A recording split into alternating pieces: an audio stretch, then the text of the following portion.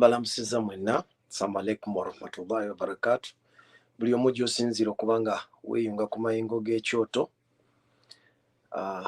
Abali e Uganda, abali mu mawanga gyonna gye musinziira nga mwagaliza Uganda ebirungi.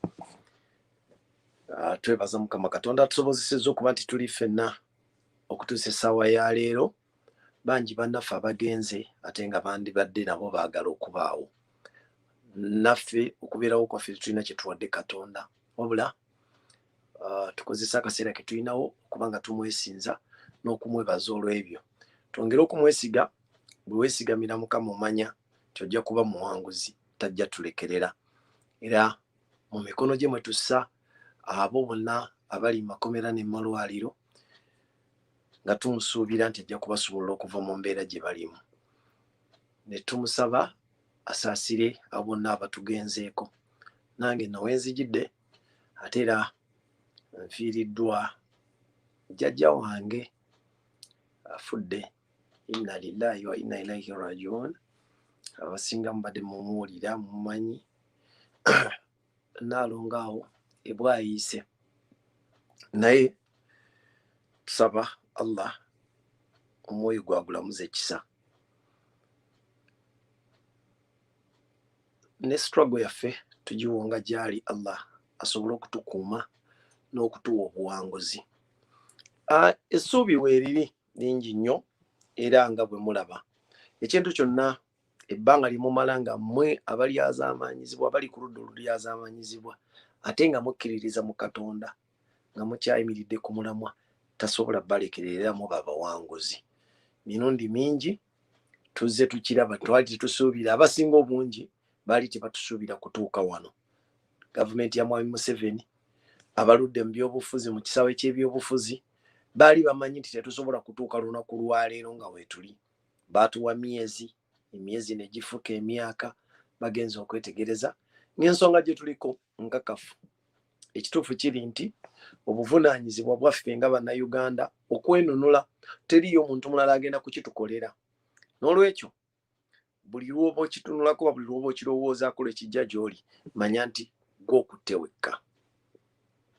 Era okikakase nti bw'okutte obw'omu oteekeddwa okukiggusa. Bw'ojja ku video, please musharinge message.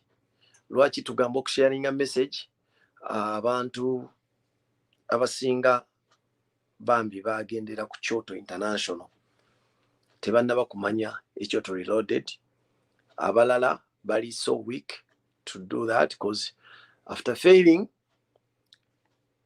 to get us on Kyoto International, which was hacked and taken off, then they come again and call us saying nga tetukyabalaba.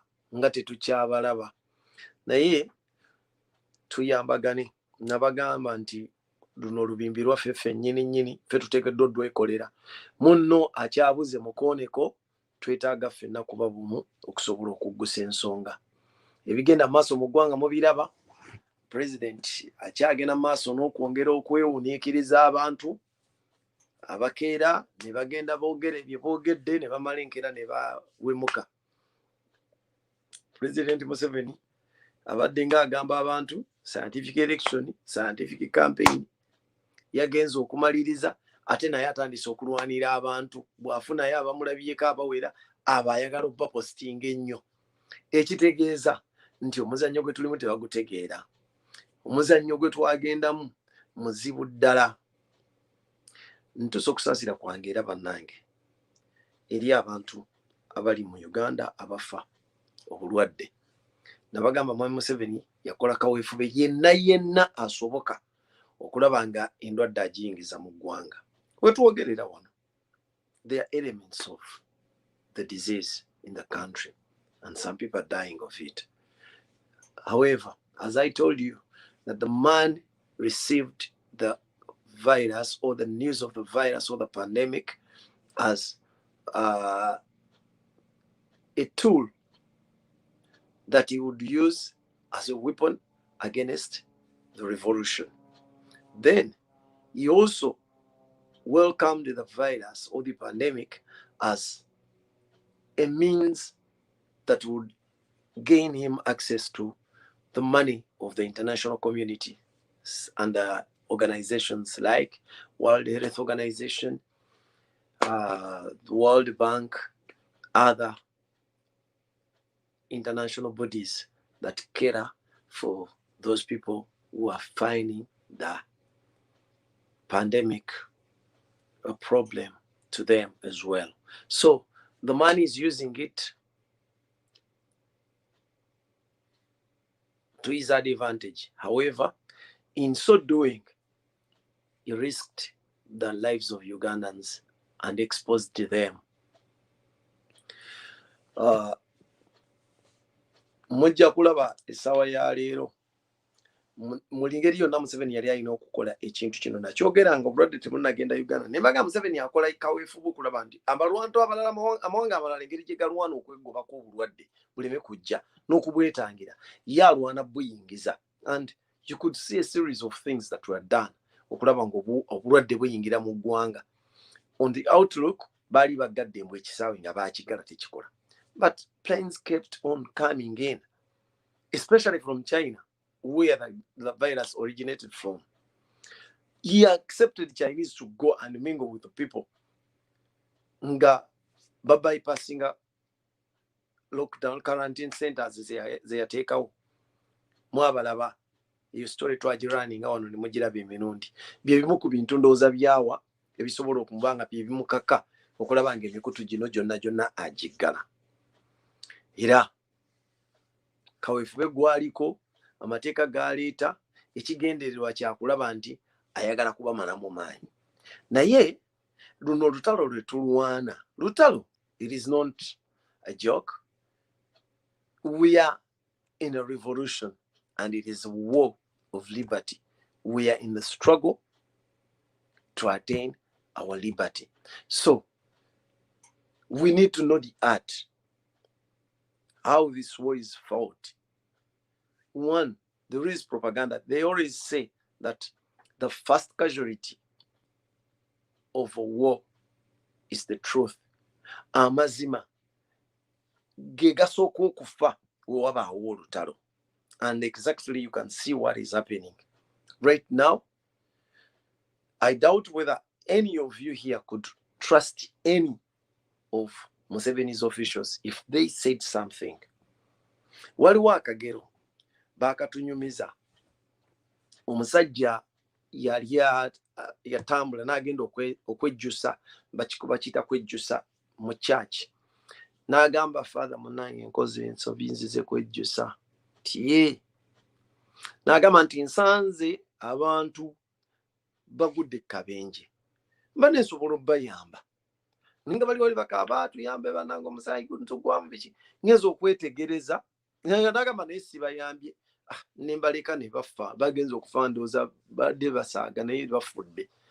Father n'amubuuza ati lwaki toyambye bantu nga bakaaba n'amugamba munnange sibayambye babadde bannabyabufuzi mbadde ndowooza balimba because they are known for telling lies. Look at the display of Museveni's officials right now.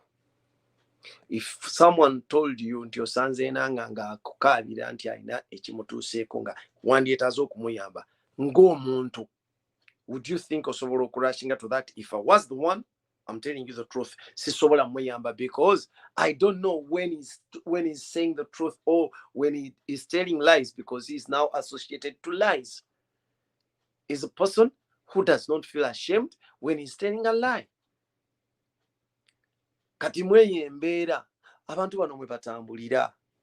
They're the very people who are telling you this, enkya naakola kiri. Mwalaba luli omusajja ono byabakama najja n'abagamba nti nze siri ku social media, nze siri ku TV yange bagisalako, DSTV bagisalako, sikyalaba TV.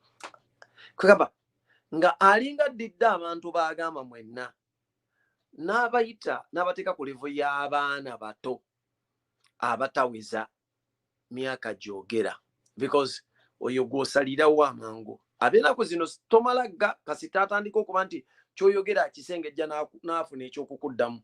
You don't just tell him kyoyagala kyonna. Ffe twatugambanga nti bw'okuula amannya emmese kuwa ssente. Naye nina akawala kange kamuto wange kamugamba nti gwe ssebo kakudde erinnyo lyako, n'akagamba liteeka wali emmese ejja kuwa ssente. Ne kamugamba nti omanyi ddati nti bw'obanga tolina ssente za kumpa tokwata ku linnyo lyange. Gwe obompa ssente kuba teriyo mmese egaba ssente, egenda zireetanga ezikutte etya, era bw'eneemaliriza erinnya egenda dikozesa ki? Bw'oba tolina ssente za kumpa lireke naagamba omuntu omulala nampa. So eyo level of understanding abaana bakakati gye baliko, but I doubt whether enange eyo level agituukako. N'abalala abazze boogera, it's not enanga alone, nonti byabakama yekka, naye n'abalala abazze boogera. Kugamba they reduced themselves to that level of understanding, beyond that level of understanding, because omwana atandika okukula erinnyo oba tonatuuka kulowooza kumwenkana weewuunya. Era ffe waffe trend yakyuka, omwana tomala gafuutuka erinnyo kati wayi teekaawo emmesi teekaawo erinnyo nja kuwa ssente. Ffe tugamba bugambi ffe because we want to encourage them abaana obutagerekeza amannyo. Era omugambo nti alikuule nja kuwa ssente bwe ziti, and we set a price. Nti buli linnyo ly'okula lya ssente bwe ziti, era akula amanya nti kati ntuuse okukuula buli linnyo lyange livaamu ssente bwe ziti. Ne batambulira awo. Naye si bye bino ebyedda by'okubagamba kati ate bano babyabakama yerevu kwe bali basajja battu. Eyo yaabwe kwe bategerera, be expecting naffe okubeera nga tuli kweyo scope ey'okutegeera nti ajja kujja kugambye nze saalaba kino siraba kiri. The time will come ng'ebigambo bino by'obadde oyogera wano otandise otubulira amazima gaabyo. Naani abadde akukako byogera? We know, but we won't give people a chance, because we tunaabaleka bwe tutyo, the new society ejja kubulidinga era abantu bwe batyo. Kitegeeza tugenda kuba mu vicious cycle ey'obusiru n'okubonaabona. We need to pick a lesson, and that is why we chose a revolution. We need to pick a lesson. Ne tuba nga tetujja kudda mu bye tuyiseemu. Ekyo ky'ekintu kye muyina okumanya. Wano we tuli, there's a lot of propaganda, a lot of everything. But good enough, we've got the best weapon that is required in a revolution. We are trying our best to hang on that, and that is our brains. If we've got our brains and we get hold of them, Chitegeza, these people are not going to come and penetrate us. They won't come and penetrate us. And that is all you need. The mighty guns do not work without brains. Even if you look at the reshuffles that were made, the changes that were made, they don't scare you anyway. If someone says now the head of SFC is Mozika and Rugaba coming back again, just know that the words I told you last time, that Museveni is just moving in the footsteps of his predecessors in terms of dictatorship. And amongst his advisors, because when I remember, if I can remember well, it was Colonel Muammar Gaddafi, the late, that told him that a revolutionist does not give up power. It was advice from Colonel Muammar Gaddafi. What did Gaddafi do? Yes, it did not accept. And when people stood up against him, he always said that it was other forces that were pushing the people against him. He already at times claimed that the Western community was behind it. Then later on, he said Al Qaeda, because he thought that if he maintained that it was Al Qaeda, because Al Qaeda at that time had won their name against being the champions of terrorism in the world, and he thought that if he attributes the revolutionaries to Al Qaeda, then Western countries would back him to fight them. Little did he know that it was time for the revolution. It was time for the people to say, let's put an end to Gaddafi's rule. Amongst the things that Gaddafi did, he named Muntasim Gaddafi, his son. First, he was a military advisor.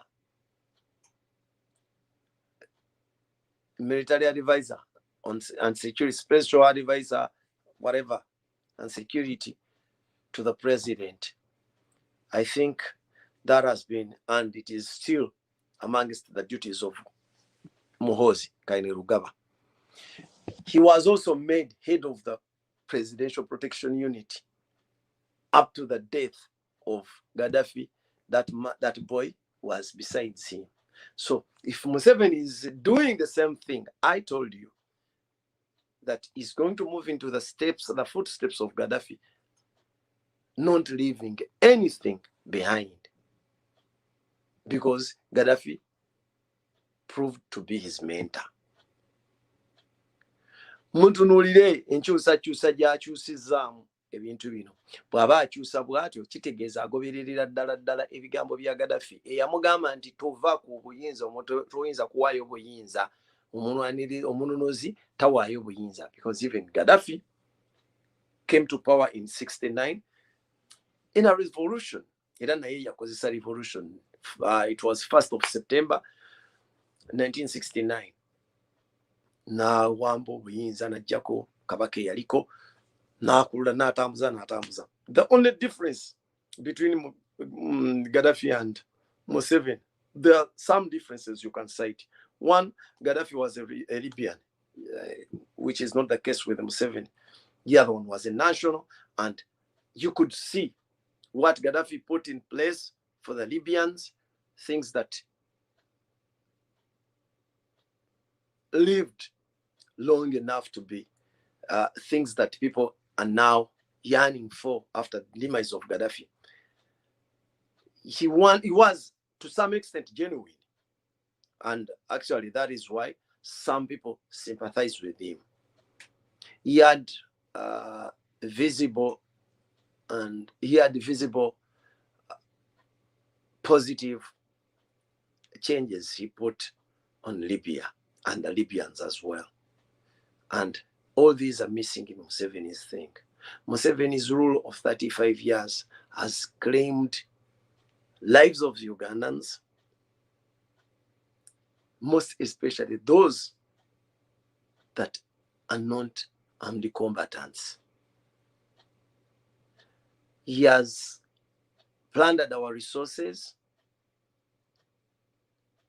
He destroyed almost everything that his predecessors had put in place for Uganda.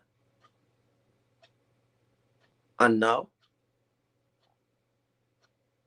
he still thinks that Ugandans of this era will think in the same way like the ones in the past. Njagala twetegereze Museveni. Tutegeere kiki kye tuliko naye kyaliko wawe tuli. Bwe muba mulwana mu lutalo olw'okwenunula, musooka ne mumanya kiki kye mugenderera, kigendererwa kyammwe kiki, biki ebibasindiikiriza okulwana.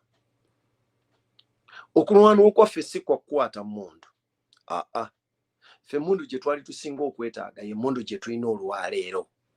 Era mugirabe kyekola mwami Museveni.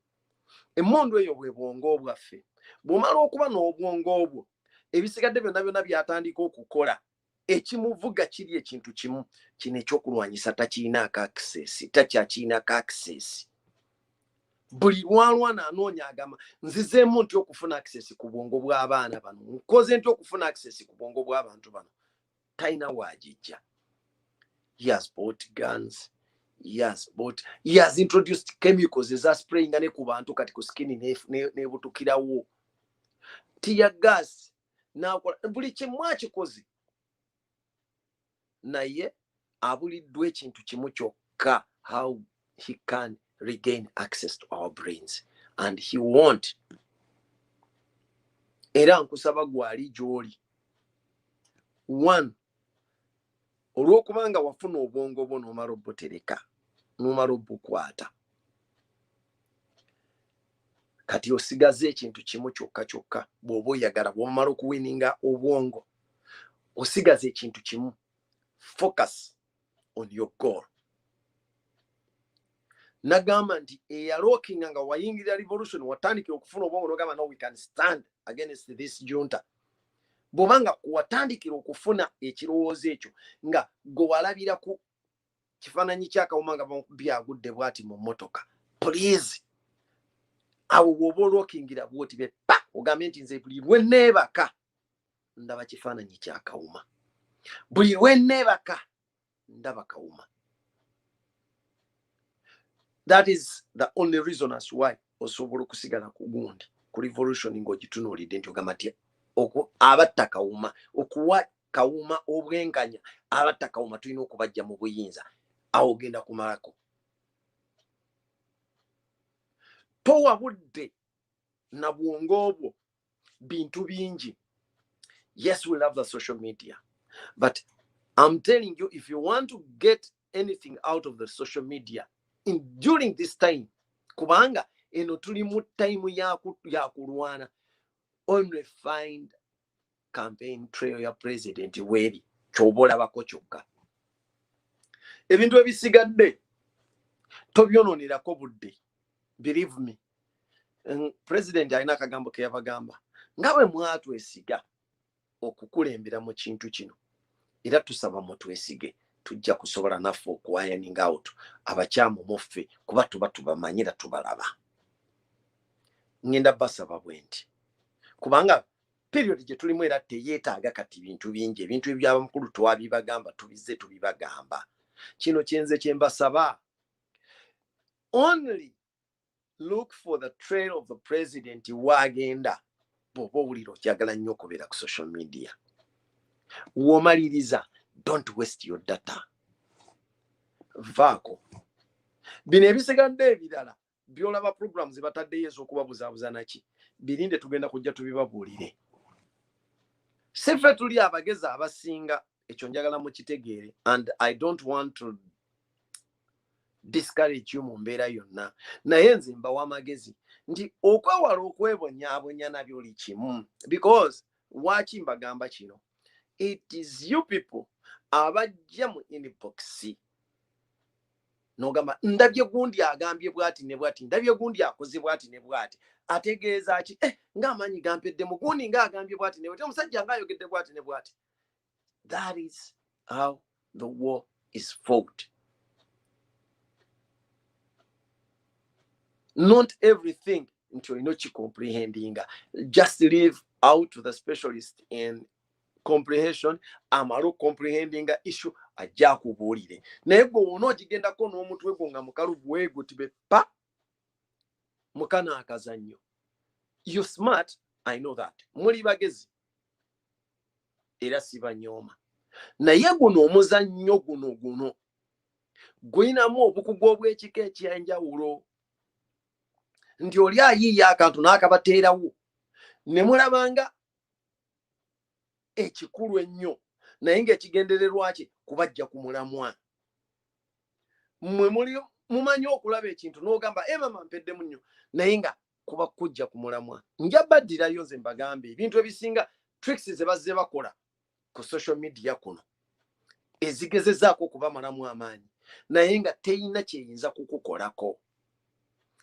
Mujjukire gwe baatuleetera ensonga za Kibalama n'ekibiina kya Nuupu. I told you, tekiina gye kigenda kuguka. It is going to end mu mbeera yonna nga tekiina we wawangulidde. Nankikuba okuva Kibalama lwe baamuleeta ogwasooka twalabaka vidiyo, then nenzija nembakubira ne vidiyo era musobola okugisangayo nembagamba ebiva mu gundi ebigenda okuva mu nsala y'omulamuzi tebiina kye bigenda kukola ku Nuupu. Nabyogera ng'ebulayo olunaku lwe baayongezaayo tetugenda kubawa byakusalawo olwaleero nga lunaatera okutuuka. Nembyogera byafuutika tebikomyewo nga bwe nayogera. Ekitegeeza bayiiya nabo kye bayiiya to get to our brains. Kitegeeza ffe tulina kubalaga nti we think beyond what they expect. Obwongo waabwe bukoma, ffe tutandikira okulowooza. So mu mbeera yonna bw'oba oyagala okwewala ebizibu n'okwewala okweraliikirira, tandika okulimitinga ebintu by'olaba ku social media. Ate kano akaseera si kakunoonya binyumu nti nze nazzeeko kunyumirwa. Obuzibu bwe tulina nti majority of our followers mwayingira revolution eno ne social media activism lwakwemalako stress. That is wrong. That was a wrong idea. And if you're still thinking like that, you're also a liability to the struggle.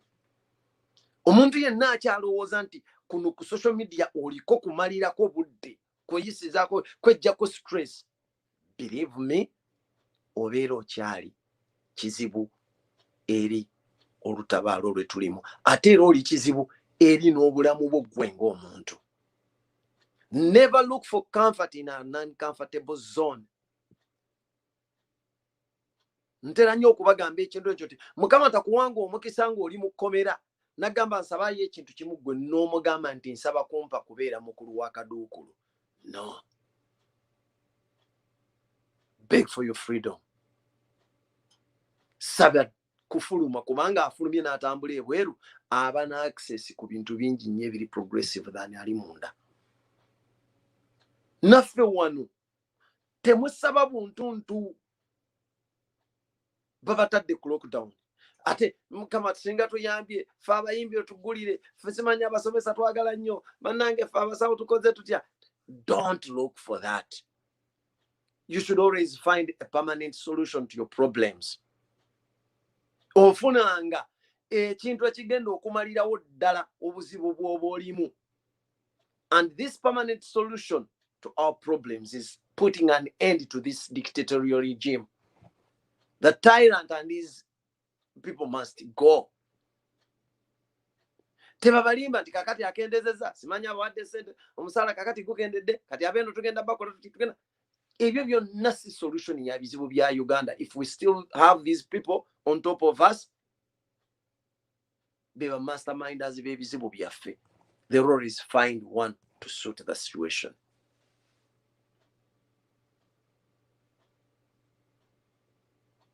Nze mbagamba bw'oba oyagala okwetereeza mutunuulire ebintu byemulaba ku social media. Onazze onayomba nabali onagira ki sima bano beefumye bano babakoze ki. Museveni yagula ba bloggers bayitirivu bangi abantu abali ku payroll ye. Tebalina kya kumukolera, tebalina kya kumuwa, only to distract you kimumala, because they also know they can't get to our brains. But it becomes so stressful. Bwe tubanga tubagamba ebintu byebimu eddakika bbiri n'ojjanga omboza ekintu ekifaanagana n'ekyo twegamba kitulemesa okutambula ogenda mu maaso, ate ng'ekyo kikolera mwami Museveni.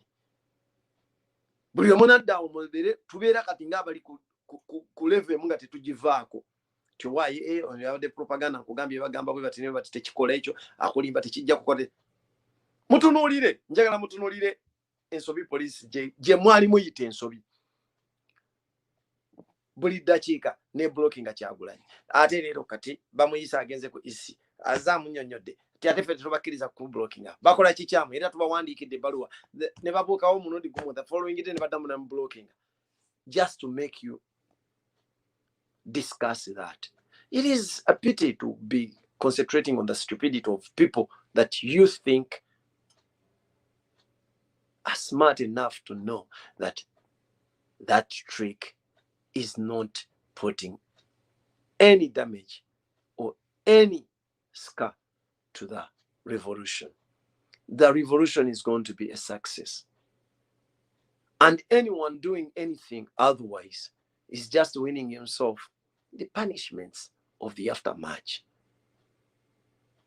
Tekiriko kubabuzabuza nze ne bagamba siri politician sina bigambo biwomerera. Simanyi bya kusudia muntu sijja kulimbalimba nkusubize ejjananga simanyi na bwetunula. I'll only tell you byemanyi byange bifa nansana. Manye nansana buli nsonda. That is where I will tell you. Naye nkunyumiza ebyomujjana nja kulimbira bwerere. Manyire ku kyo yabingamba naye yanimba. Kati nze wano wendi nze siri munabyabufuzi nkubulira kituufu kiriwo. I'm telling you we munyigiriza abantu mubanyiiza bwe banaamala okufuna obuyinza bagenda kubasasula. And that is all. Si kuba kumamu muliro naye kubabuulira reality. Enkya kireme kutuukako ogambe nti kale temwandabula. Use your heads. Muli basajja bakulu. And most of you have seen things. Ebisinga bye tulabye. Only that you don't understand. Obwongo bwammwe bwavaayo buli mu mbuto. Mu mitwe tebuliimu buli mu mbuto. And when it comes to talking, ate mwogeza party ya mweri ku mutwe. Kati mulina okutegeera kye tulimu ne kye tugendamu kye mwolekedde n'ekibalinze. Mwe baganda bange abali mu nkyukakyuka bagala enkyukakyuka. Just know what we want. Come January 14th, tugenda kulonda. And you know who to vote for. That day, tugenda kukeerawo buli omu keerawo ssaawa 12 zikusanga otuuseewo. Gw'oboteeka okuba ng'osooka ku polling station yo. Sula akalulu agenda okasuula dda wali atagenda kusuula kalulu beerawo kuuma akalulu ka munna akasudde kubanga gwe ku mulundi guno eddoboozi lyaffe lirina kwogera kyekimu. Alonze n'atalonze ffenna tulina okwogera olulimi olwo. Bwe tunaamaliriza tukuuma akalulu kaffaako. Bwe tumala okukakuuma tukaagadde nnyo nga bw'okiwulira kuba osooka kukaagala. Then genda okakube okakuume. Tugenda kukalondoola. Tugende tukabanje. Ate tukateeke mu nkola. It is all our duty as Ugandans. Mulekerawo okuba n'essuubi mbu bannange bagenda kujja batuyambe. Ebyo nabyo mulaba babateerako beesudiya. Babasudiya busudiya. Babalaze emmotoka. UN erese emmotoka zaayo mpitirivu obungi. Bwe biba byakubaawo let that happen. Naye nga mmwe mugenze mu maaso n'ekyammwe. Never trust anyone atanyigirizibwa nga bw'onyigirizibwa. Ekintu ekikukwatako obutereevu manya gwe. Natera ng'ogamba abantu nti gwe kisiiwa ye yeetakula. Bw'oba gw'osiiyibwa, don't expect me olw'okuba nkulinaanye nti nja kusiiyibwa nange neetakule ng'ate gw'asiiyibwa. So let us do this on our own. These people, if they're coming in, let them come in. Because the role is to, I told you, they are manipulators and they cannot let you do it on your own throughout. The role is come and intervene. Nemutunuulire muyina obwongo bwammwe mwabuwambye mubutereezezza. Butadde Museveni ku bunkenke ebyokulwanyisa abiguza ala tebimumala. Ababulooga abaguzi tebamumala. Ataddeko amateeka tegamumala. Ataddeko buli kintu tekimumala. Singa yali w'amaanyi nga bwe yeeyita. Singa alowooza nti ebyo bino by'ayina bikola omulimu okusinga ogwammwe. Olowooza lwaki abonaabona? Why would he go to an extent of thinking like a nursery kid? Noogera ku makya n'ogamba nti kati ngenda gamba Google pull down those TV channels. Kati if you're pulling out a YouTube channel, my dear, President Museveni never know abakubalira ekintu kino. Those who think they are wise. How many TV channels can you pull down in a day or in a month? And if I can't tell you, how many can I open up? Okuva inatandikidde wano nsobola okuba nga nziguddewo TV channels eziwera 10. Cause wano wentudde wokka nina gadgets ezina access ku internet. That white thing you're seeing on top of my head,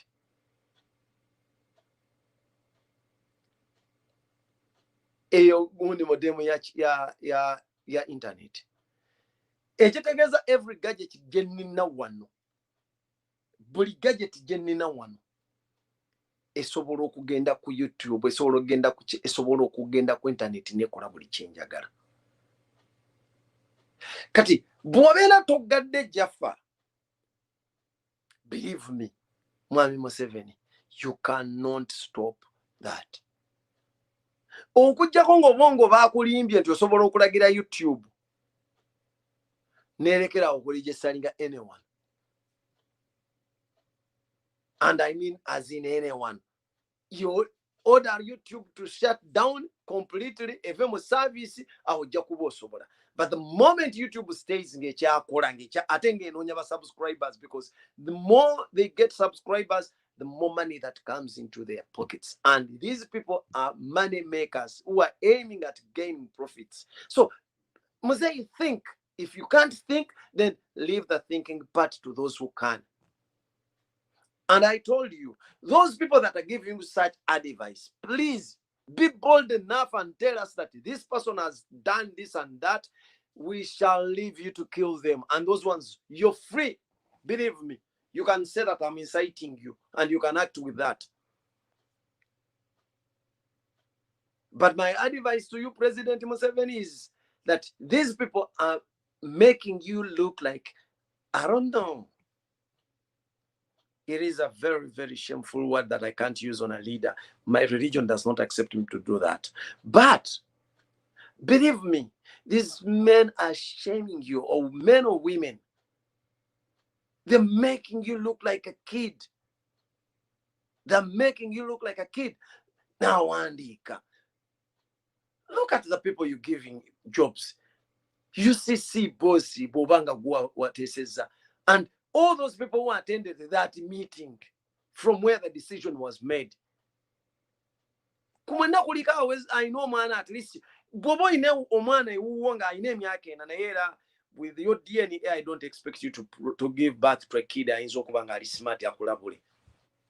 Because at least ku issue ngeno mwandietaze just omwana wa myake na myake na nakubulia na gamba bwekiba kiri bwe kityo.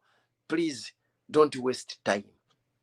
But again, as usual, mubalaba batambulira mu steps, buli kyebagezaako ne kibalema, buli kyebagezaako ne kibalema.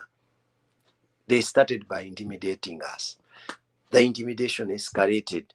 Ne bayongeramu okutandika okukwata bye bakutte. Some of our colleagues are still in prisons. They are languishing in prisons. Others were killed. But at least there is one thing that they've not arrested yet, and that is the spirit of the revolution. If you can't find the spirit of the revolution, then you can't touch it, and you can't stop it. You can't. You just can't.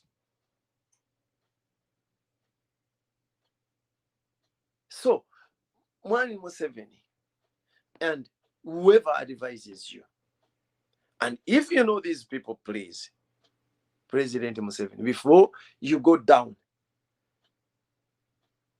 just enjoy putting an end to these people, because by the end of the day, abantu bajja tuka ekiseera bagambe nti yatuukira okufeera yalinga mwana muto, which is not the case, but you're following up ideas z'abakugamba nti bali smart nga tebali.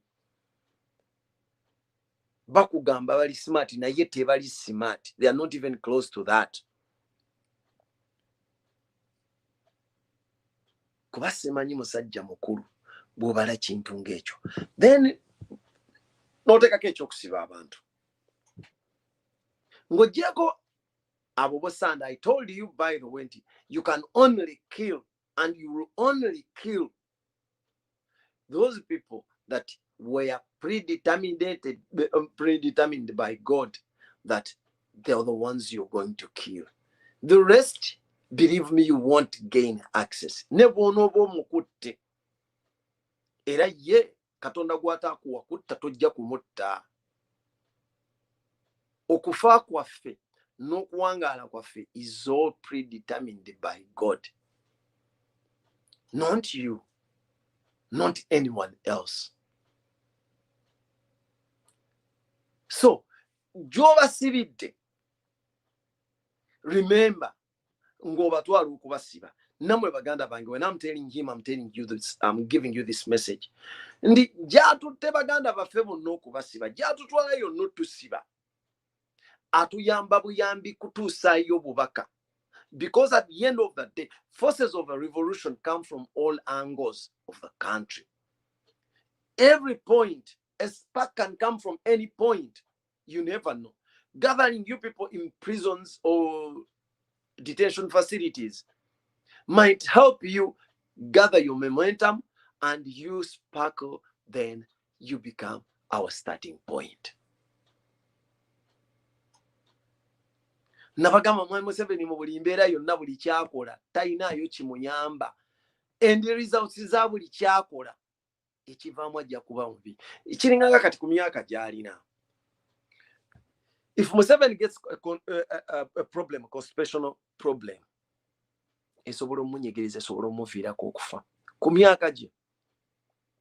But again, singa agezaako n'afuna eddagala eriyinza osumulula olubuto, ayinza okuddukanira sitiru n'ayitirayo. That is the problem with it. Kasite ekiseera kiba kikutuuseko ng'ekyo ky'omuntu bw'atuuse. Buli kintu kyakola kimuviiramu kibi, and the results zibeera mbi. Because omugambo omukuba enema esobola omuyisaawo bw'atandika okuddukana n'atasibaamu. Ffe tukayita kagenderere ng'omukadde akogga. Kagenderere ng'omukadde akogga. Kati essaawa ya leero wajja n'agamba nti bwe naabaleka ne batambula ngenda bakwata. Kwegamba mumutunuulire, look at the way he's been treating us. Bannange bano abaana temubakkiriza kugenda mu consultation. N'ogaana Kyagulanyi ogenda okukola consultation, yali agenda oconsultinga abantu ng' 3,000, 2,000 oba 4,000. He ended up ng'oyimiriza consultations nga consultinze millions of people. Omugaana kati okutambula okugenda gy'alaga, n'omugaana okuyita mu main route, n'omuyisa mu bupanya, n'asisinkanayo ababadde batagenda kujja mulaba. Ate nga bano abadde batagenda kujja mulaba be beetaaga okubulya. Jjukira ffe tugamba ne Yesu Kristo bwe yali ajja, yajjira boonoonyi. You cannot preach to the saved people. Ng'oggyeko singa obulokoli nga bwaffe bwali, ng'obulokoli bwali ku mulamwa gwa kulukola bantu. Bapasita tebandibadde na nsonga ebakozesa makyaki. Kudda ku baalokoka, kadda ku babbo, kujjako babbamu ssente. Nothing else. Because if you're preaching the gospel, mutunuulire Yesu yazimba yeekaalu. Mwe mwina musoma Yesu nti buli lwa Sunday yatuulanga wano ne bajja ne bamusisinkanawo. Olw'okuba yali mulokozi ng'atambuza njiri, yali ng'agenda kitundu ku kitundu n'alumba abatannagitegeera n'abasomeseza eyo. Kati kino kye tuliko naffe otufudde ababuulizi b'enjiri. Kyokka ate gwe okiraiminga nti tetuli mu byalo, gwe otulemesa okugenda okulaba ab'omu trading center n'otusindika tugende mu byalo, n'ab'omu byalo ne batulaba. Omulimu ogutukoledde buli ky'opulaaninga ekikivaamu kiba kibi gy'oli. Kubanga ne bw'onootukkiriza okugenda already ekyo kikutiisa, n'abantu bajja kulaba nti abatulinze bangi. Ate neno gy'otusindiikiriza naye otufundiikira, kubanga tuliko amasannyalaze agasika abantu, and amasannyalaze ago ge tulina ago agasika abantu si kintu kirala, because we are standing for the needs of the people. We are the mirror of the people, the society. We are the voice of the voiceless. We represent their thoughts. And in actual sense, if you want to sum it up, we are the manifesto of the people of Uganda. Everything we stand for is the people's choice. And that is why we are not paying money, but people keep on coming to us. You give them money and they come to us. Bano abantu abamu era singa obadde gwotusookayo lwakuba ekikukwasa ensonyi gw'olina okujja ng'otugoberera kati wabadde omanyi ojja kikola ewammwe kosooke gw'oyiteyo abantu balowooze nti naye walabye era ne bw'oba oyiseeyo ekitegeeza bagamba akusinga kubya gw'okutte. Believe me Museveni ne bw'otugenda mu campaign n'otusooka awantu abantu ne bwe babanga wooviiriddewo oyogedde nnyo ne bawulira nga bakooye wallahi bwe bawulira nga tugenda kujja amaanyi gacharginga buto n'amaanyi ge bakozesa n'engeri gye babeerawo ate ffe ne bwe tuwalawo essaawa ezisinga z'obaddewo they will stay nga bali sharp bakyanyumirwa era baagala tusigale nga weetuli. That is why buli wetuyita basigala bayaayaana mukomeewo ne batugamba nti katubaddemu anko bayaayaana nga abatannatulaba naye ng'ate gwe olina ne gy'otuuka ne mukuba jambo ne bagaana ne muleeta ssente ate bakusuubira okuba ng'okunkumuka ebinusu naye era abantu tebajja. Kitegeeza ki? You're fighting the truth. Abantu balabye ssente zo n'amakulu gaazo omala oziba wawana enkya ne muyisa budget zonna n'ozitwala. Abantu bakutegedde. Omusaayisa olusuku n'omuwa ekiwago ky'ettooke n'omusuubira okwebaza nga naye wamusaayisizza olusuku. You've been doing this in the last 35 years. This has been Museveni's trick.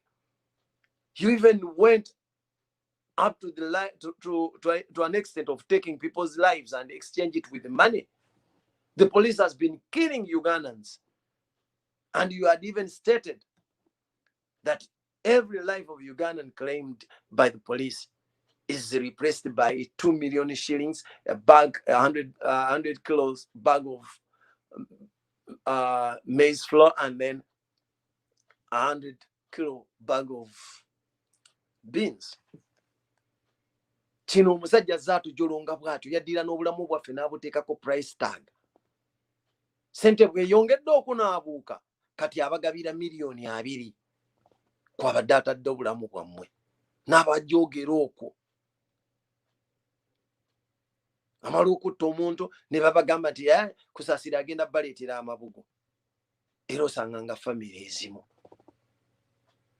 n'abo abajja bazunga n'amabugo mubanga mu famire mwe mukoma okumanyiira naye ebyo famire gyojja okugenda ng'ozunga n'amabugo ofundikire nga amabugo ago gakuyambye oggula keesi yo. Abantu bakooye bajooga. And that is why you're seeing us doing this.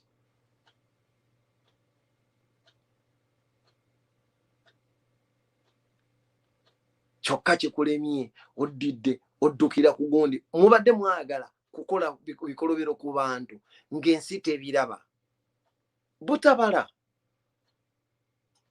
Lwaki? Kino nakyo kiyige mu Museveni okugulawo omukutu ku social media. Oba omuntu yenna alina okugenda ku social media otandika okuba ng'okola by'okola okulabwa abantu. Kitwala ebbanga eryo ly'otuwadde gwe wennyini nnyini abantu okubuildinga their following.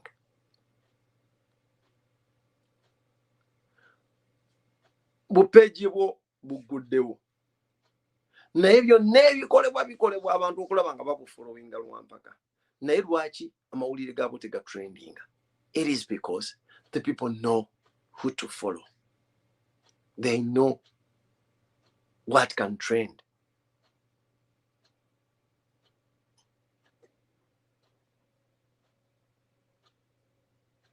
Kati gwe bw'opulinga down a program platform ng'eyo ndi mpulinze down ekyoto international. Believe me, ffe tubeera ne ku pages zaffe personal accounts abantu ne bajja n'agamba nti olaba bulabi mu comments ng'oli abuuza bannakyoto muli mutya ng'ate oli ku platform ndala wabula oli olukulengera abangala balinganga balowooza nti kati ekigambo ekyoto kyatwewandiika mu face era oli olengera nti ajja fa makanga ekyoto.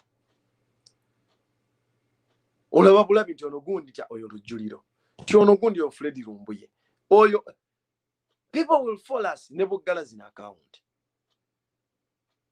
kinetagisa kuteekayo kaposti kamugumu bwe nti ne mbategeeza nti wayeyo account bagipulinze down bagihakinze mujje wano and they will follow those who follow up erojja kubala but the regulars will always be there.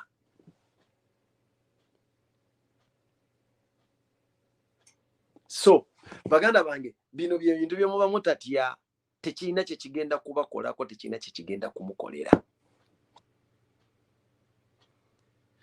All Museveni can do is to shut down the internet mu Uganda kubanga ebitongole ebyo byonna tekuliko kyetengeredde ebyabisobola naye message gye mwetaaganga mwe bannayuganda enkulu eyo yo mwamala dde okugifuna. Kasita onyweza bino nti okuva lwanyweza obwongo bwo toddamu kukkiriza muntu mulala bwakisesinga obwo busigaze nga ggwe. Ekyo kikulu nnyo. Ekirala oyina okumanya nti obuvunaanyizibwa bw'okununula eggwanga lyo n'obutaddamu kulaba ku mbeera mbi obwo bubwo ggwe. Ekyokusatu eggwanga lyaffe tuzze nga twesiga abantu abalondemu ne tugamba gundi ne gundi mwe mugenze mutusaliddewo eno gurupu yeekola kino. Awo wakyaliwo obunafu mu Uganda era obuzibu mukyabutissa abantu. Naye njagala mutegeere ekintu kino sayidi zombi be mutissa obuvunaanyizibwa bw'obanga weewulira nti kakati ku by'otukoledde mu struggle olabanga gwe naawe gwe twatikka obuvunaanyizibwa jjukira omulamwa gwa struggle gye tuliko yakwenunula si kununula gwe muntu gumu gwe nga gwalowooza nti gwe twatikka obuvunaanyizibwa yakwenunula nga bannayuganda nga mu bimu ku bye twenunulako tukooye slogan egamba mwali ludda wanga tulwana. Ekyo kitegeeza ki? None of you should delegate the responsibility of liberating the country to the other, but rather it has to be embraced as a collective responsibility. Every one of us should find their capability and make sure that we act accordingly. For as long as you understand and you discover that, it puts a positive attribute to the struggle. Bw'obanga okitegeera nti tubonyeebonyerwa kubanga abantu abamu baafuuka abaalwana ne balowooza okulwana kwabwe kwagula ensi, eyo ensobi tetugenda kugiddamu mulundi mulala. Ekyo okukyegema n'okukijjanjaba tukiwone tukola tutya? Ku mulundi guno ffenna tubeere kimu, buli muntu kola ekigenda okutununula. Totikka bantu balala buvunaanyizibwa. And stop looking at other people and saying, abo ba people power, abo ba nupu bibalina okulwana. Every one of us has to fight. And if you can't find that, because eggwanga lyayawulwamu abantu babikeebi, the oppressors and the oppressed. Oppressed be baffe abanyigirizibwa era abalwana okubanga tutakuluzaako enkwa. Kati tewaliwo bali wakati, either oli nte oba oli nkwa. Tulinamu nte na nkwa, kati tewaliwo kya wakati kati. Tetulinamu bitooke kuba enkwa terya kitooke, terina kyekirumako. Ffe tulina nkwa zino ze tulina okwetungulako. Ate enkwa kyeyina kiri ekintu kimu, terikkuta ne bwebeera bwegedde esigalako ng'erumye. Kati na bano bwe batyo bwe bali.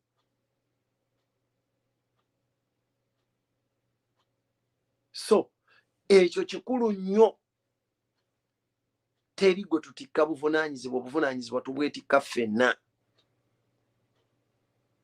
Kyova olaba bwe nkola video nkugamba gwe gisharing etuke ku bantu abalala kozi nze nfunye obudde obugikola nfunye n'obuvumu obuyimirirawo ngikole gwe funa obuvumu obugisaasaanya message ereme kufiira ku gwe.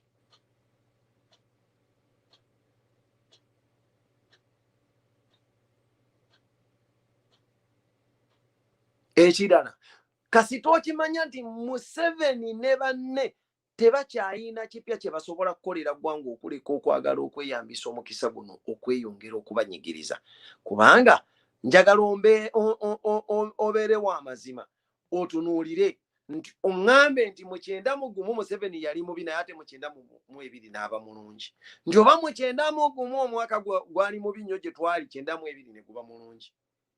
Naye okutuuka wano we tutuuse eggwanga embeera yali egenze eyonooneka mwaka ku mwaka. Kati tosuubira byamagero okujjako nga constant factor tugijjeewo. We've always maintained a no change, and in no changing we maintain the constant factor, and that constant factor is and will always be President Museveni and his goons batambula nabo. Kati bwe tuba twagala okukyusaamu abo tubalina kubajjawo. That constant factor must be eliminated, then tutambule n'embeera empya.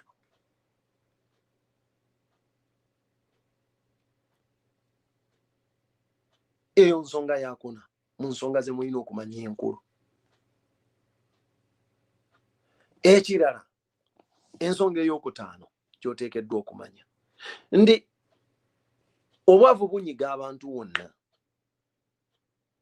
Obubaka buno tubukola ebiseera ebisinga nga buwanvu.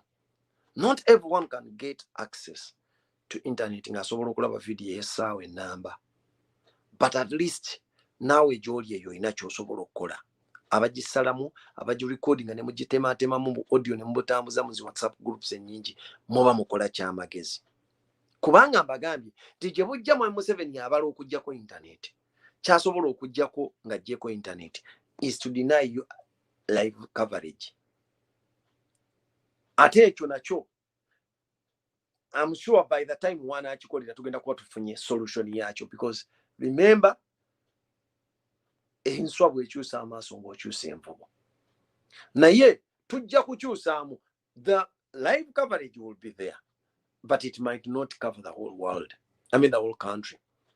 Tujja kumakinga sure nti bye tukavalinga tubikavalinga nga biraba means will be there ezokulaba ebintu bino. Ne bwana abaaganye wakiri tugenda kubanga tuyambisa satellite TVs ezigenda okulaga ebintu ebyo. We shall have that, because at least tusobola kati okwaccessing ebintu bwe bityo. Ekitegeeza nti wano Museveni waali alinga ali mu ddungu.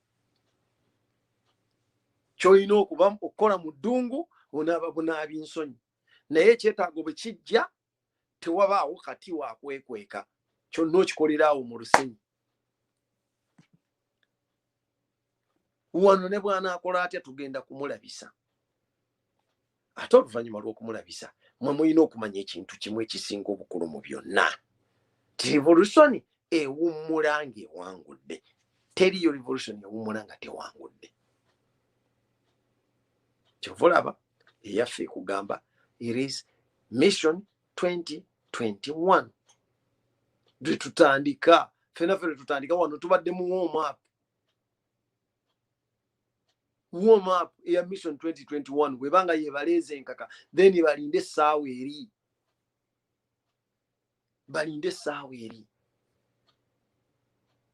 Ate ekyomukisa omulungi bamaanyi gaabwe gonna bagamazeeyo, because in the end bamanyi nti abadde n'emmundu yaba n'amaanyi, naye mubalaze the resilience gye mulaze for 3 years nga bwatta, because at least okuva mu kusaga y'akawuma bwe pa Museveni has murdered our people, innocent people, every day on a daily basis. Tewaliwo lunaku n'olu luyiseewo okuva lwe batta akawuma nga tebatutidde muntu. Oba oyagala okukakasa ddayo mabega okinoonye, genda onoonye There are those prominent people you mentioned, you managed to make a follow up about. Naye waliwo n'abalala. Tulina abakomrades abagenzi. Naye mumanyi nti waliwo ne comrade gwe baali bayita omala, gwe baatema, gwe baatumala okutuka ne batta ne basuula ku kkubo. They are there. The very many. Mulimu abo abasinga okwogerwako, mulimu n'abatoogerwako for good. Mulimu abaabuzibwawo, mumbula ey'ekigega, n'abula ne bamutwala, the likes of Kibalama John Bosco. And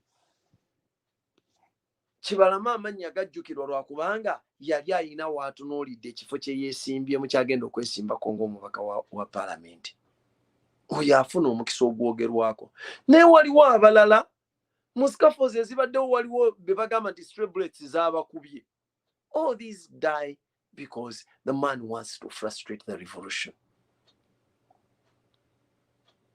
Then later on, they come out and say that these TV channels incited people, which brought about the killings of Ugandans in the riots. What exactly had these people done? Njagala mutunuulire ekyo ekintu Museveni yakikozesa, naye yennyini yeekuba gye. Yafubutukawo n'agamba nti the riots were organized. They were organized, but we managed to crush them. Who had organized the riots? Because omuntu wagamba nti if the riots were organized, bajja kugamba what caused the riots then. We are back tracing to find the organizers of the riots. If we are to back trace what sparked off the riots, then Jatugamba, because Kyagulanyi was arrested and remanded and detained in Nalufenya, then a person will ask you, if that is what sparked off the revolution, the riots, then who ordered the arrest of Kyagulanyi? You mean Kyagulanyi arranged his arrest then so that the riots could take place? Ekitegeeza bw'ogamba nti byali biteeketeeke, tutandika na yaleeta yakola kyaleeta, oyo yabeera omutesitesi wa riot, which means Museveni wanted to make this as a point so that he organizes a riot, provoke people into a riot, because you can't get a chance to kill them. Later on, otandika okupaalira ku buli kintu, ku buli muntu. Mbw ate ezo TV channels zalagale. When we streamed, then we tempted these people to fire. Nabo baali baagala kulabikira mu firimu, baagala tulaga nga bwe bamanyi okukuba emmundu. Olyoka ogambe nti singa tebaaliwo tebandisse bantu. Onoonya abana abasajja abakulu n'engeri gy'alizoningamu ennaku n'ekkwata. Onoonya engeri gy'alizoningamu ennaku n'ekkwata. Mukubanga bastreaminga baleetera. Oli yasooka kuvaayo n'agamba nti mukola bubi, mugenze mwefunyiridde okulaba nga mulabisa poliisi. Bw'oba toyagala kulabisa, lwaki okola ebikulabisa? Kwegamba, you wanted to keep people in the dark so that you could kill them, no reports, nothing. Kati katukuyigiriza ekintu kino. Lwaki ebintu bino twabifuula vigorous? Okuba ng'aba citizen tubateeka ku alaati, abantu bonna kati okwebeereramu ne batandika okubeera nga balina okubeerawo. Ffe okuva lwe mwatta abantu baffe lwe bazze batandika okufa ne wabulawo ebirabika ebituufu, tutandika okubabuusabuusa era okubakakasa. We lost trust in the police, we lost trust in the mainstream media, we lost trust in government, and we've lost trust in all the institutions. And that is why we have to take on the responsibility on our own. If you want to kill people, let us get the culprits. by giving us access to the information. And if we can't do it, otaddewo omusolo ku social media tugukuwa. Mubidde abantu mu tariifs zonna bakoze tebafuddeeyo mu bugubi obwo. And that is the sacrifice we are giving in. That we shall make this available for the world to witness, so that tomorrow you don't come and brag as someone or as a champion of democracy, as you used to tell people.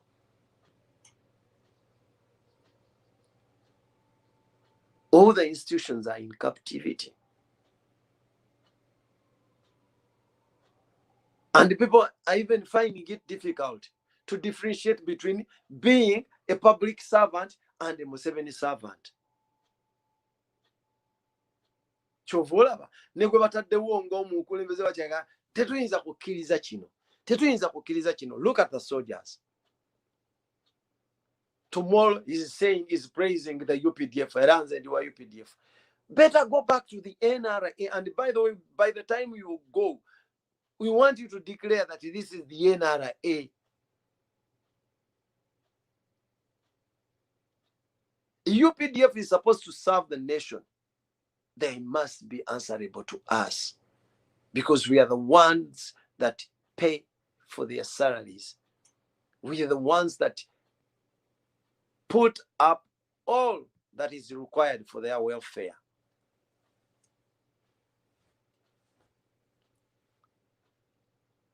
Kati bw'otandika okukola bino nti otiise olaba we bakufudde omujega n'otuuka n'ogenda okutiisatiisa abantu b'ototeekeddwa wadde okubaako ky'ogamba. Mugambe Google nti you have to pull down these TV channels. Otya.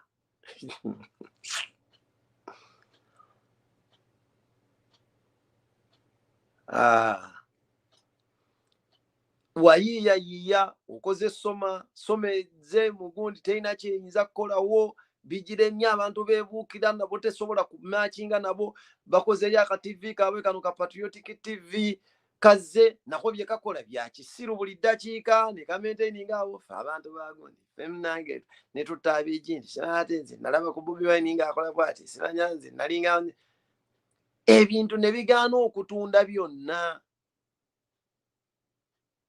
Because bya kisiru, the only thing we could pick there is those faces that have said on camera that they are responsible for the killing of certain Ugandans. We shall always have to bring them to justice. And good enough, they were bad enough to put themselves on camera. We shall produce that evidence. Ng'obyeyogerera nze natta abantu mu jjini, nze nakola kino n'enzira bwe nti. We are bringing in a regime that is not going to spare criminals. Because we know that the current regime is in bed with criminals. The ones that are giving you information. The ones that you send to operations that kill people without reason.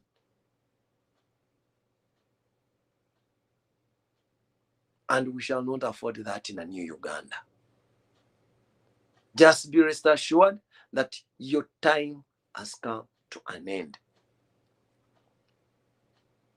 Your time has come to an end.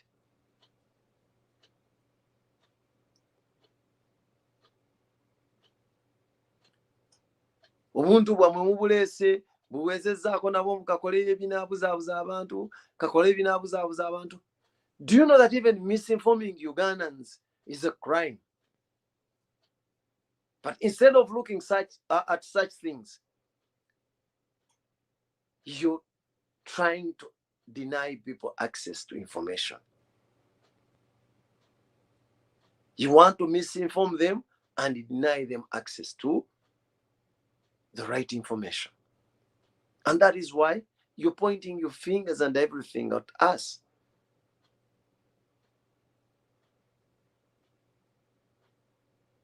I want to advise my comrades that feel free to open up an online TV channel or a page and start the activism yourself.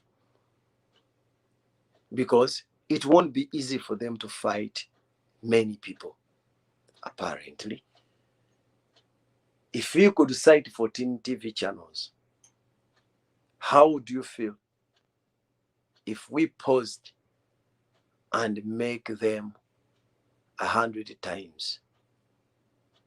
140 TV channels. Because you can.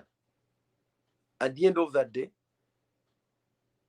we are not getting money from that, but rather we are getting something more precious than money. We pass on the information that is more required for the revolution's success. People will get information. Kasitato yo una channel yo jitekako bintu bya kisiru. Bantu kuluzinga credibility. Jifule gaba information y'amakulu. People will learn from there. Naye bino byemukola ne mutya buti mama bagambe bagenda bajjako kakati bagenda bajjako nze inbox yange bampereza message nga message yeze nga buli omu akandeetera ekyoto baba mention nze bagenda bajjako naye bagambe ekintu kimu ffe be mulaba twatandika okubeera hacked mu 2018 ne batuhakinga ne tulwana nakyo ne tukomawo ne baddamu 2019 eyo tugitambulidde ku bugubi bwe batuhakinga bwe tuddawo mpaka lwe twayiiya kino olwaleero. They try their best but they always find us moving, because ffe kinene nnyo kumpewo osobola tujjako ddakiika,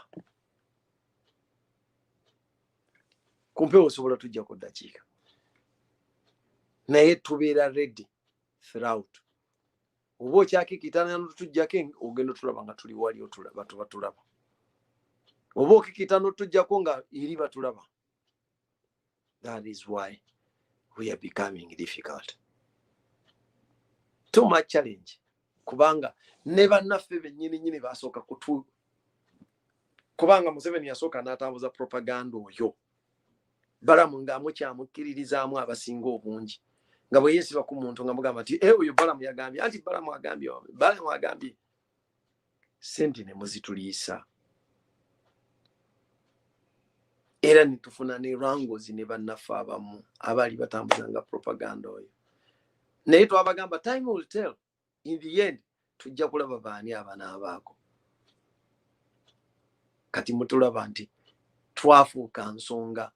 Museveni naye waali teyeebaka, ne bebaleetanga bakakensa abaabwe tebeebaka lwakuba weetuli. But anyway, nze kyembasaba nti nammwe abajja eyo tusobole okukola ekintu kino. Banoonye ono nga n'ono akola, banoonye oli nga n'oli akola, banoonye ono nga n'oli akola. In the end tugenda kusigala tugenda kuwangula. Tutambuze obubaka abantu baffe bwe bateekeddwa okumanya. Somesa abantu engeri gye balondamu embeera etuukeyo. Obwo nkimanyi era butambula, naye ffe twerabira tusaana muntu atujjukiza. Tubutambuze bugende. Abantu obubaka babufune. Message etambule. Olunaku luli kesita lunaatuuka beppa teri biragiro bipya bigenda kujja. Ebiragiro biri standard bigamba ffenna ku polling station. Tuvaawo nga tugoberera akalulu kaffe gye bakatwala. Akalulu ako tuli bakagoberera mpaka lwe banaakalangirira. Tugenda kukabanja kuba tugenda kuba tukawangudde. Wotokoze tobanjaawo. Tujja kukabanja kuba tugenda kuba tukawangudde. Ate bwe tumala okukabanja ne tukakwata tuba tusigaza kyakassa mu nkola. Kati mbuulira lwaki mukassa mu nkola wandyagadde abantu abalala bakuteerewo. Ffenna tweyiirewo omubiri. Tugende ewaffe, Uganda y'ewaffe. Era nsaba abamanyi okuyiiya za hashtag mugiyiiye. Uganda y'ewaffe. Uganda is home.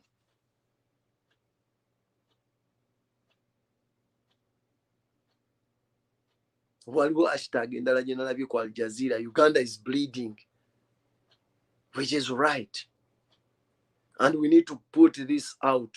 Ensonga yaffe tugikuba abantu mu maaso bagitegeere. We need to display everything mu mazima nga bwe biriyo. Kibi nnyo omuntu alina conscious, omuntu alina okutegeera okuba ng'okkiriza okukozesebwa ekintu ky'omanyi nti kikyamu. Kyova olaba tusaasira bannaffe bannannyini mikutu gya mpuliziganya egiri e Uganda, zi radio stations ne TV stations. Mutidde nnyo ekigenze ewala. Baganda baffe abakulu b'amadiini n'abakulu b'ennono, musitule amaloboozi gammwe, kuba muteerwanako nammwe captivity gye mulimu temugenda kugivaamu. Nina Seeko omu gwe nalabye akantu katambula ku gundi, eyasituse n'agamba amazima. N'agamba nti buli nve bino bye baba bagamba nti Seeka Muzaata yafa COVID, Seeka Muzaata battamutte.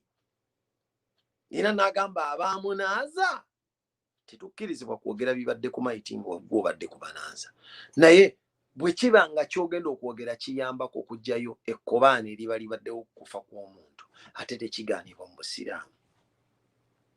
Eno guno omulembe gwe tutuuseko tujja tandika okuleeta fatwa kusinziira, kubanga mu bimu ku sources of sharia bwe tuba tusoma mulimu n'obwongo obwo, mulimu by'oteekeddwa okulaba nga kino obwongo bulina okukiba nga bukikolako. Ate nga bw'okibacktracinga n'Obusiraamu, sources of sharia zonna zijja kuba nga zikiwa amakulu. Because omusajja atugambye abanaaza Seeka Muzaata bamusanga olususu olubuto luyubuka. Ng'olubuto luvaako ki? Ekitegeeza ebintu bino bwe bityo, okufa kwe kulabika kwabaddemu ensonga. Ate nga tubagamba nti ensobi bwe muzikola, bino ebiddirira bye bibeera ebizibu.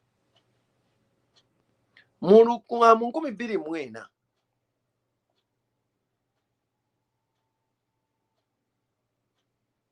eggwanga ensi yafiirwa omusajja eyali omulwanirizi w'eddembe ly'Abapalestine.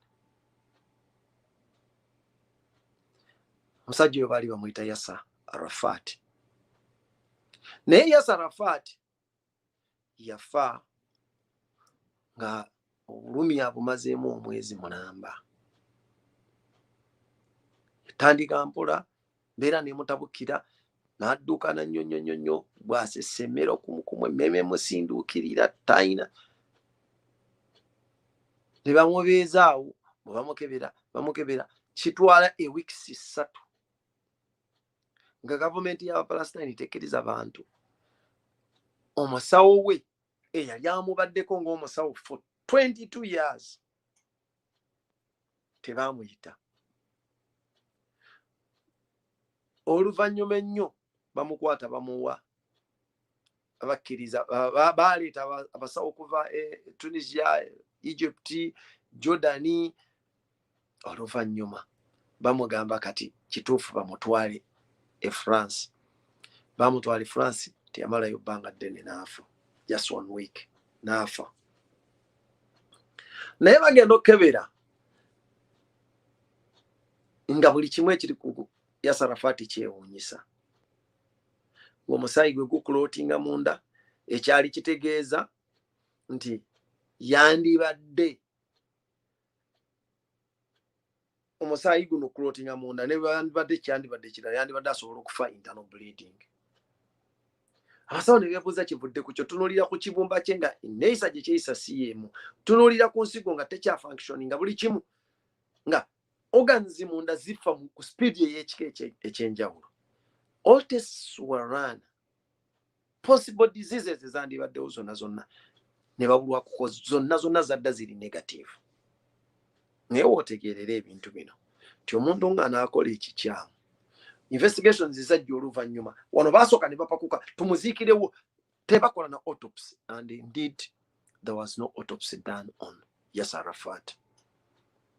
But if you start putting pieces together, piece by piece, ogenda laba nga abantu abasinga, you cannot just say it is the Israelis abatta Yasser Arafat bokka. ekkobane liteekeddwa okuba lyalimu abantu including Abapakistan, Abapalestine bennyini abali mu gavumenti. Kuba bamala okuadministeringa obutwa because facts came out yafa butwa. Basooka ne batulimba. Batuuka ne ku extent egamba nti Yasser Arafat yafudde siriimu. Kyokka nga results ze wadde nga yali ku ndiri gwe bagamba nti afudde siriimu yatestinga negative ku HIV test. Yatestinga negative.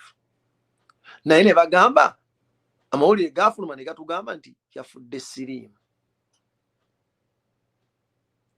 Baatuuka n'okugambamu nti ekyebumba kyafa yali alabika anywa mwenge naye nga yali tagunyweddeko musajja wattu. Kati awo tutandika okubuuza lwaki omusajja ono bulijjo yabanga alwala nga ne bw'aba akolodde bukolozi bayita physician we oyo yali amulabiridde omusawo we for 22 years ng'alina okujja n'abaawo. Naye omusawo yagamba nti this time round ng'embeera yembi. They chose not to call me at all. Naye nga for 22 years buli akabadde kamubeerako nze gwe basookerako. And indeed ne basawo bakimanyi omuntu abadde akukolako ng'omusawo we yaba alina medical record yo yateekeddwa okuba nga yasookerwako. Embeera emala kumuyita mu ngalo n'agamba nti tunoonyewo ku balala oba ku mbeera esukka ku gya bulijjo. Naye yakugamba they chose not to call me at all. Ekitegeeza bano abaamugaana okwakisesinga omusawo waabwe owa buli lunaku ng'embeera mbi balina kye baali bakweka. N'abagamba mundeke ndaba omubiri gw'omusajja wange baagaana. Mundeke nkole autopsy baagaana. Ekitegeeza baalina ekkobaane. Kati mutunuulire ffe Seeka bwe bamujja ewaka ng'alwadde. No one gained access to him mpaka. Ekitegeeza ng'abaji bwe baakola omusajja bamala okumuwa obutwa the first 3 weeks bamumaintainingawo so that obutwa bwabwe busobola okukola. Era bagenda okugamba nti kati bamuleka bamuteeke mu nnyonyi agende Paris bamujjanjabe nga bakikakasa nti takyalina kyasobola tebakyalina kye bayinza kuzza. Ng'obutwa bumaze okudistroyinga organs zonna mu mubiri. Ate omuntu afudde obutwa olususu lukyuka bakyusa kkala bayubuka bakola batya. That is what they always do.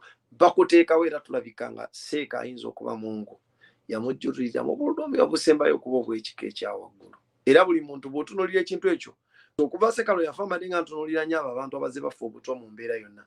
But I looked at a case efaanagana n'eya Yasser Arafat. N'alwala mumaze okwadministeringa obutwa bwammwe, then you keep him in a lockdown okulaba nga talabwako muntu n'omudenyinga access. And I doubt whether naawe bagamba nti bamuteeka mu ddwaliro nti baali basobola omuteekako essente yaabwe n'emu nti mumuteekeko oxygen. Bamuteekako mpozi ng'ono wa Brian White atalina kirimu. Gwe mwalabanga Brian White yeeteekako sirindi etaliimu kintu ne kanula ng'eyita wabweru bweti. Ekikwewuunyisa n'abantu bano nabo baali basiru. Gw'otaddeko oxygen mwali mumuyisiza mu kanula ayita mu misuwa. Kati ye mbeera abantu baffe gye batambuliramu. Era Seeka ayinza okuba musajja wattu obutwa okuva bwe baabumuwa kubanga baatugambye baamutisa butwa. Seeka battamutte. Seeka akyogedde olwaleero njala kunoonya kulaba clip ennamba bw'efaanana. Naye ng'ate bifaanagana gambye n'oni bwe baamukwata 3 weeks baamudenyinga access. Mukazi we nga bwe bamubuzaabuza mulungi gy'ali afunyemu bufunyi musujja afunyemu bufunyi egondi nga naye afa. Kati n'olimba abantu ovuddeyo Seeka afudde bw'ate yafudde COVID. Kyokka afudde COVID ate omuwadde abantu okumunaaza. Kibona nagamba Museveni nti ebintu bino ebisinga ebiri scientific olina okubinywererako, olina obutalekawo room mu science tebalekawo room mote mubaamu doubt kasoleta doubt mu science equation ebanfu results zaayo zibeera zigenda kubanfu ng'ogambye omusajja afudde covid kyokka ate omuwadde abantu okumunaaza omuwadde basuze naye omuwadde bamututta okumuziika mu bungi bwe butyo ayo an agent of covid nti wali ogenderera kwongera covid musaasanya mu bantu bonna abo gwe bw'okibala kweyagala tukibale tutya nze nababuuza seeka yali mulwaze wa eyo international hospital nga buli lwalwala gye bamuddusa lwaki eyo gye baamuddusiza lwaki mumuddusiza gy'atalwalira ffe mu buli ngeri yonna nabagamba kuno si kusosola naye omuntu waffe bw'atyo nga naddiini tumanyi wasobola okufuna first class treatment munaddiini bw'atyo wasobola okufuna first class treatment in the case of Sekamuzata that would have been Kibuli hospital era Kibuli ye yandiremereddwa nekola rifaalo lwaki ne office number eya Sekamuzata eri besides eddwaliro ly'Ekibuli naye lwaki yandireseewo eddwaliro mwe tumusuubira okufuna first class treatment and attainment n'ogamba nti ate agenda mu ddwaliro gy'atalwalirangako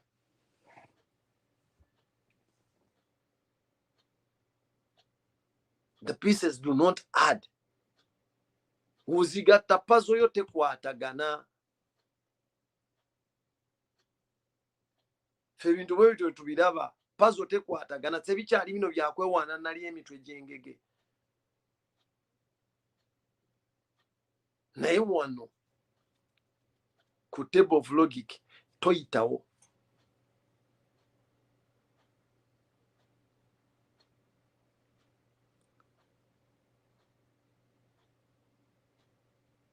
n'olwekyo baganda bange njagala bakubiriza ekintu kimu mukkirize buli kintu kye mulaba baleeta ekyokubatiisatiisa tekigenda kukola tekisobola kumalako ate ekirala another warning to the people who are bringing up those laws every now and then continue coming up with the laws that are provoking the people, but in the end, the very laws that you're putting in place will be used against you, and you'll fight so hard because you'll be tasting the fruits of your sweat.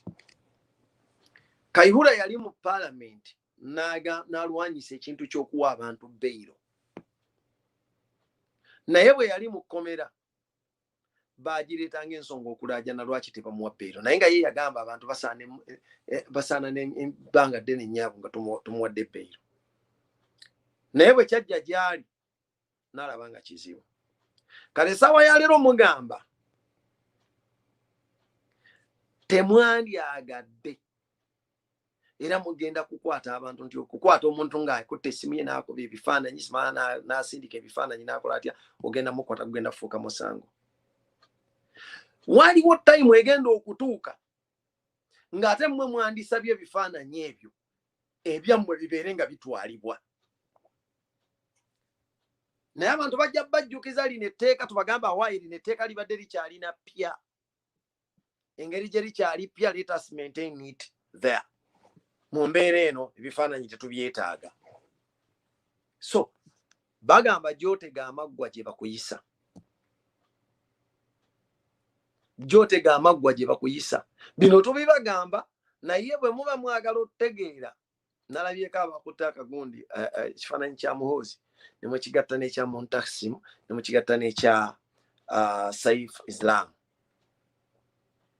Saif Islam lwaki ebiti ebyo byombi bifaananyi ebyo byombi bimakinga. Nze bwe mba nkola photograph interpretation, ebifaananyi ebyo byombi bijjayo bulungi story, binkolera story nze gyensobola okubuulira. Nakugambye Activism yali naye mukungu mu gavumenti ya kitaawe. Ebiseera ebisinga interviews bw'ona ogenda ku YouTube ezisinga okubaako za Activism, Al Jazeera, BBC, ani Islam yalingako asinga okwogera. And the statement, ebiseera ebisinga abantu gye attributing nti Gaddafi yagamba abantu yabayita emmese. It was not Gaddafi omukulu eyayita abantu abe emmese, but rather it was Activism ye yagamba mmwe emmese mmwe temulina kye muyinza kukola. Kitange ye w'amaanyi muno mu Africa, temusobola mukwatako era tugenda kuba kubanga emmese, tugenda kukola tutya. Ye yayita abantu emmese. Eventually byafundikira kitaawe gwagambye nti yali supreme nga gwe bajje mu mukwesesenga emmese. This man gwe mwataddewo nga ekifaananyi kye kiri besides eky'abaana ba Gaddafi. Naye ayinako time we yatandikira okwagala okumera amannyo, naye naagezaako okutulaga. Era ayinako ne posti gye yakola nti teriyo ajja kwemolera ku Uganda n'apostinga n'emmundu. Tetugenda kuba kuba tujja bakola ki. Then ono Muntasimu n'abagambye yali yakulira ejje erikuma kitaawe, era ye baamutta naye n'okumuziika baabaziika bonna. Kati ono ejje ye yali recruiting eryo erisinga obungi, ate abadde advisor wa president mu byokwerinda. Kale ate eddakiika y'emu tumulaba bamukomezzaawo yakuuma yakulira ejje erikuumaani president special force. Ekitegeeza bw'obigatta awamu atambulira mu buufu obw'abano abaana.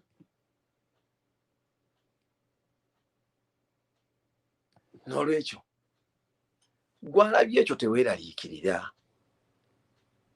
Lwaki? Bwe wandibadde weeraliikirira nga bakugamba nti kati ku luno Museveni amagye g'aleese, aleese ga roboti tezifa, naye nazo zijaaminga. Okuggyako singa ajja n'ejje ly'abamalayika nga Mukama Katonda yakulembedde ejje eryo lisobola obbalema, naye nga bakyakulemberwa bano baanaadaamu. Uniform zikyabalimba n'emmundu zibalimba. Those are just but temporary things.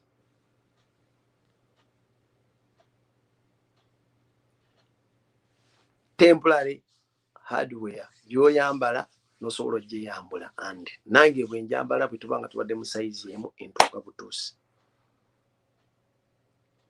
Tebakulimba nti omuntu omuwambula uniform n'ogyambala n'ekusiiwa. No. Ate era n'emmundu bw'eba ekyuse n'emutunuulira, era naye temuboola. N'olwekyo baganda bange mbajjukiza okujjukira nti eggwanga lyaffe ffe tuteekeddwa odyenunulira. Obukodyo obuliwo mu lutalo bwebwo mbwogeddeko. Kiki kye tuteekeddwa okuba nga twekwepenga nakyo bye bisinga obukulu. Kasi tomanya by'oteekeddwa okuba nabyo mu lutalo, n'otegeera n'oli byakola ne kye bitegeeza, oba olumaze. Weetaaga bwongo obwo bukuyamba okusigala ng'ofokasinze.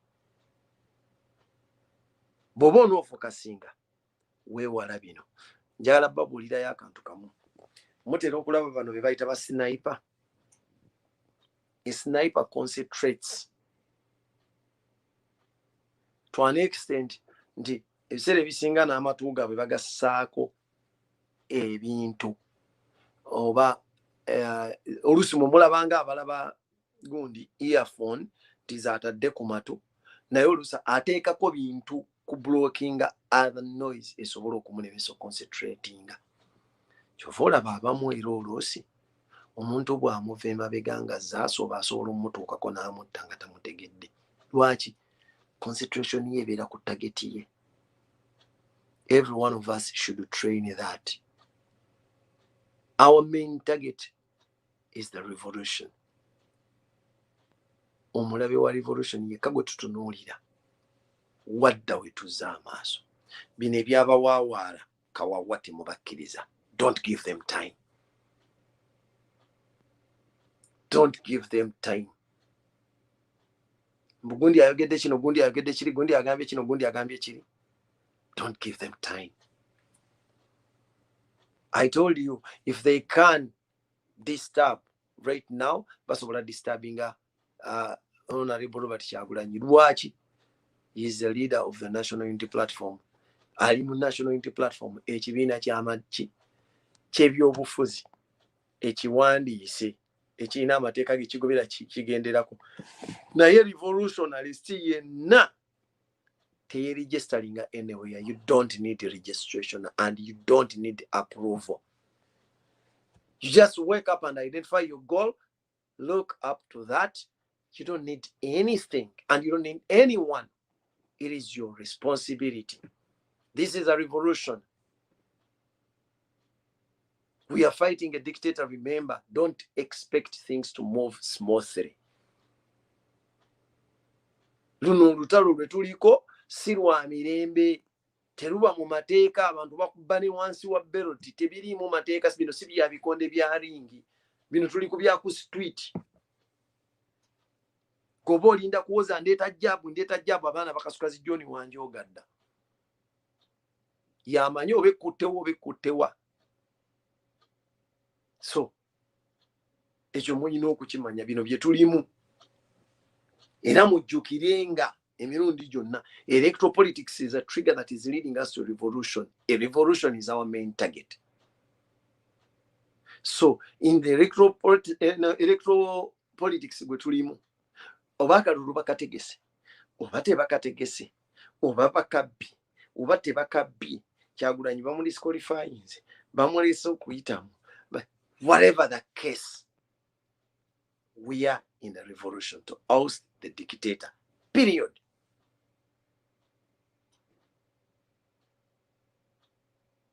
Nkusaba togwamu maanyi gwe sigala ng'okitunuulira nti kino tugenda kukikolera, tugenda kukiggusa, tukisobola. Amateeka ge baleeta simanya temugenda kukwata bifaanyi, temugenda kukola mutya. We don't even need the pictures anymore because we've got enough evidence to implicate these people. Ebisigadde genda kuba nyongeza. If they want to charge you for murder and they say that they are sentencing you to death, nebota abantu 100 era tofa mirundi yena era nayaso ogumu nga mwenna babasingisiza gwa murder mufa lumu. So kiba kitegeeza ki byakozeeko bimala, byetulazeeko bimala, kati ebisigadde tugenda bugenzi mu maaso. Let him stop the internet. Let him arrest everyone he can gain access to. Let him kill those he can. In the end, he has to know that he cannot kill the revolution. We shall be there till the end.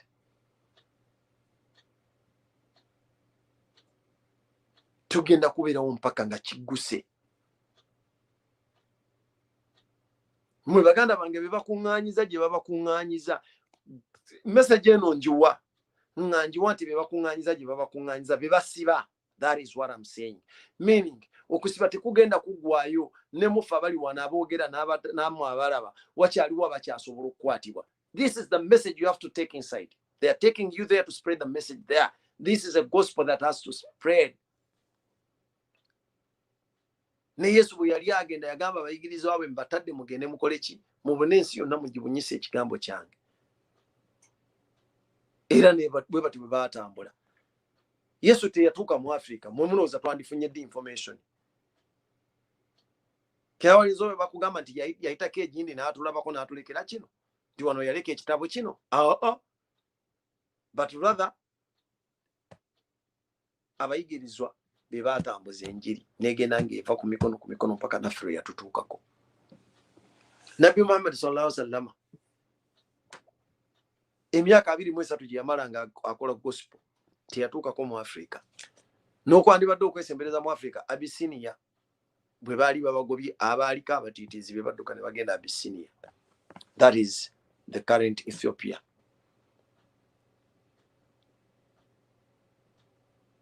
Naye emessage yasobola otambula n'etutuukako naffe baataatuukako. Kati neno bwekiri bwe babanga oli mu abo be bakutte nga Mungu akugeredde, genda bw'otuuka munda bagambe nti ekituleesezza wano Mukama Katonda akuteeka waakwetaaga mu kiseera kyakwetaagiramu, naye ekituleesezza wano n'enjiri eno etuukewo. You preach from there. N'abaliwo nabo mubaliisa enjiri. You never know. Mutemumanyi gundi kigenda kununula gwanga we kiga kufa.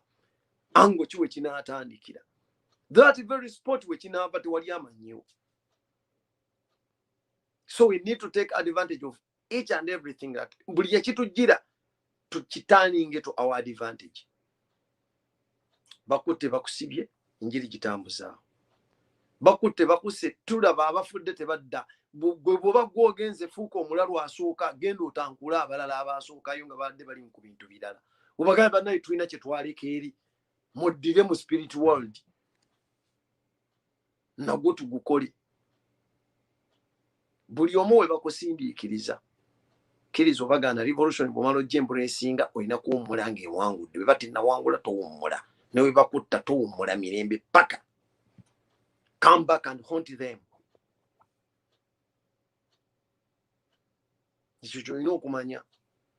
So please remember that day. Abali ebweru mwenna tutambule tudde waka. Uganda yakunona naye tugenda ginunula nga tuli waka. Tetujja kutuma butumi. Aho tegujja kugwa. Tuddeyo tugende tununula ensi yaffe. It's a mission 2021. Robert Kyagulanyi Sentamu is our president. National Unity platform everywhere. The symbol is the umbrella. Buli wolaba umbrella awo botikinga. But again, those seeking political positions, you should remember we are in a revolution. And you should know what we are fighting and what we want to take in a new Uganda. If you fail to learn something from this, believe me, you'll find yourself our enemy soon or later. That is a message. Remember, this is a revolution, and we sat down and considered very many aspects that prompted us to choose a revolution other than the usual issue of fighting for power. Temugamba nti tetwakibagamba tusobola okukwagala right now naye bwe binaagana n'otandika okubafaanana tusigalawo. Eno y'ensi yaffe. Ebirungi bye tulaba mu mawanga g'aba n'abantu abalala nabyo tulina okukikkiriza abantu baabwe be baabyekolera. Ebyaffe tetulowoozayo omuntu omulala agenda okujja obitukolera. Ekiseera kyaffe kye kino. Eddoboozi lyammwe eryogedde muwulirize nnyo. Muwulirize nnyo.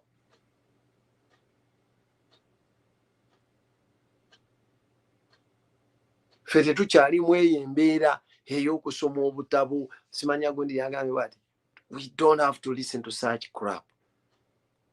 Economy ya Uganda ekuze. GDP yaffe kati erinnya erimbi. Omwaka oguwedde oli bubi okusinga bw'oli kati ng'okyawoza GDP yammwe ekuze. Gw'olina omanyi kye kitegeeza, omanyi GDP kye kitegeeza. Income per capita simanya. Omanyi kye bitegeeza. Olyoka ojubilating nga babikusomedde Kasajja agambye our economy is at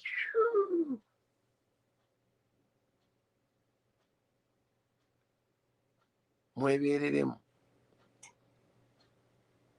bino bintu bya bwongo tebikyalimu omuntu kumala gaveni nakufeedinga information ya kisiro.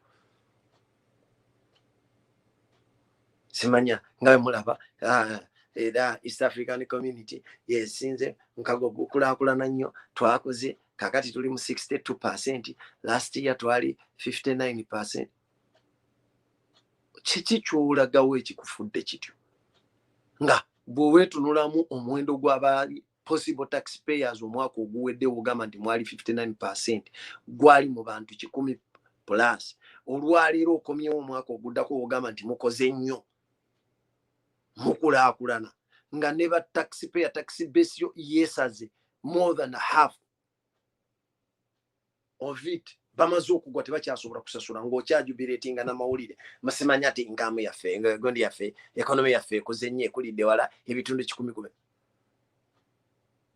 Eyo yembeera gye nabagamba tulina ebintu bibiri. Our politicians live in a different world.